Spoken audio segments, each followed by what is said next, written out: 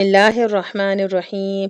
السلام علیکم پیارے ناظرین، آج میں آپ کو درود پاک کی فضیلت کے بارے میں بتلاتی ہوں۔ پیارے ناظرین، درود پاک پڑھنے سے بہت سے فوائد اور برکات حاصل ہوتی ہیں اور دعاؤں کی قبولیت میں اس کا بہت زیادہ عمل دخل ہے۔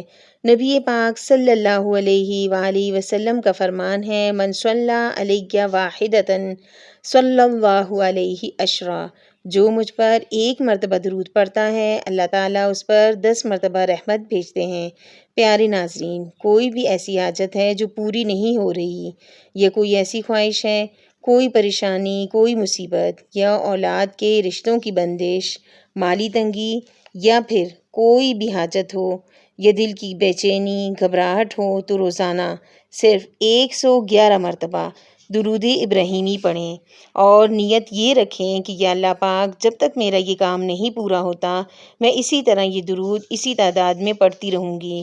درود پاک وہ کنجی ہے جو قسمت کے دروازے کھول دیتی ہے اور مسائل خود بخود حل ہونے لگ جاتے ہیں۔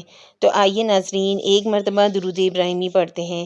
بسم اللہ الرحمن الرحیم، اللہم صلی علی محمد وعلی آل محمد کما صلیت علی ابراہیم وعلی آل ابراہیم انک حمید مجید، اللہم بارک علی محمد وعلی آل محمد کما بارکت علی ابراہیم وعلی آل ابراہیم انک حمید مجید۔